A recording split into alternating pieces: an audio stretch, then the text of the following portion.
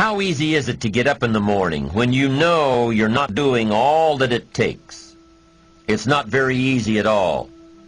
You can just lay there awake thinking, oh, what's a few more minutes in bed? It won't matter much anyway. Wrong. It does matter. It will matter.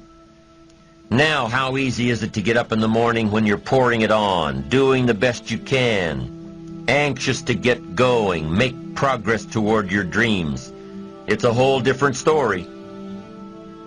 When you're resting to renew your reserves, it's much different than resting to avoid your day. When you're psyched up and excited for your life, when you're excited for what you've planned to accomplish for the day, it's amazing. You'll wake up before the alarm clock even tries to startle you awake.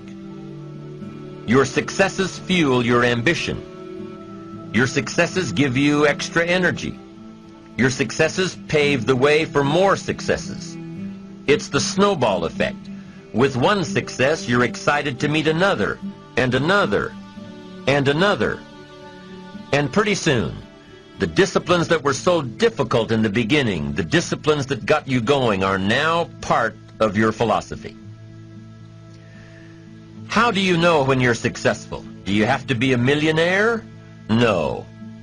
All we ask of you is that you earn all you possibly can. If you earn $10,000 a year and that's the best you can do, that's enough. God and everything else will see to it that you're okay. The key is to just do the best you can. If it's $10,000 a year, wonderful. If it's $100,000 a year, wonderful. If it's $1 million a year, wonderful. It doesn't matter $10,000 a year or $1 million a year. It doesn't matter as long as you've done the best you possibly can. Earn the most you possibly can. Be the most you possibly can. And here's why. The essence of life is growth. The essence of life is growth, to do the best you can. And here's what's interesting. Humans are the only life form that will do less than they possibly can. Humans are the only life form that will settle for less. Every other life form except human beings strive to its maximum capacity. How tall will a tree grow? Approximately. As tall as it possibly can. You never heard of a tree growing half as high as it could. No, trees don't grow half. Trees send their roots down as deep as possible, stretch their limbs up as high as possible, produce every leaf possible and every fruit possible. As a matter of fact, you never heard of a human physically growing half. We keep growing until we're done. Now that's a part of life we can't control. It's genetically coded. And that's probably why we keep growing till we're done. Because we can't control that part. It's the rest of our growing that we control.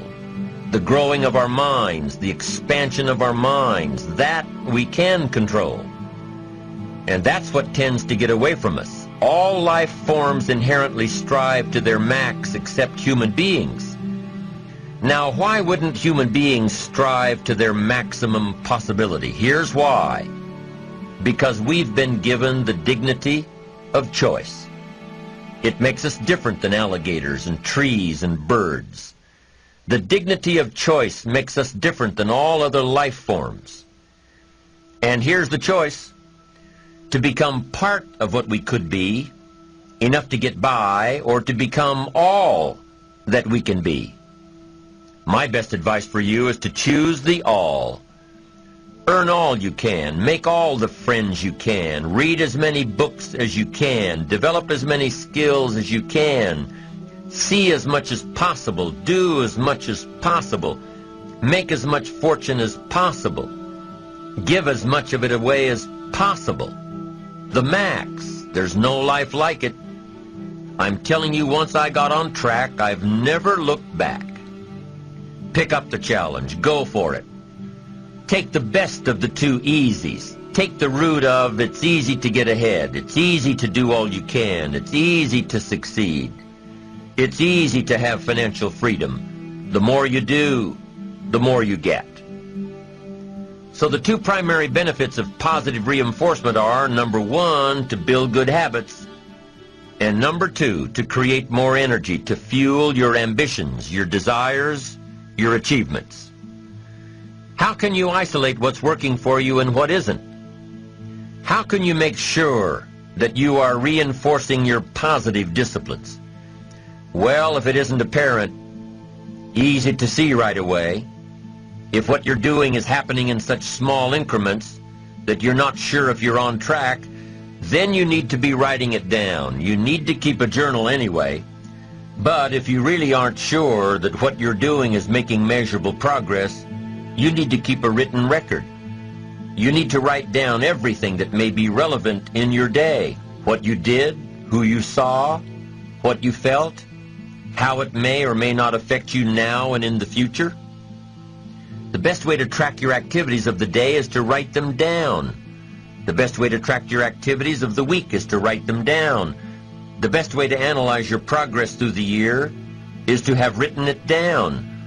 Why? So you can look back on it. Because by keeping a written record of your life, you will be more accountable. By putting into writing the action steps that you have planned, you will easily see what works and what doesn't. Most people just try to get through the day, never writing anything down, never keeping track of their progress along the way, never really knowing if they are doing all they can to reach their goals, to drive their ambition. But gifted people learn to get from the day. They don't let a day end without picking up some valuable experience, some emotional content, some idea that may positively affect their future.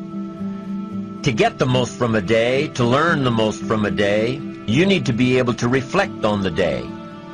And how can you reflect on a day unless you record it in history?